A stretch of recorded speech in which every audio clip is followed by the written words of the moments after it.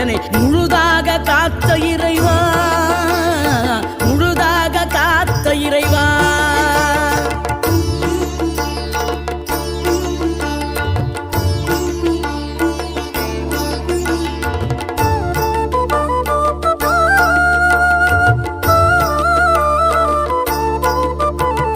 விழுந்தவர்கள் எழுவதுவும் எழுந்தவர்கள் விழுவதுவும் முருகாவும் செயலாலன்றோம்.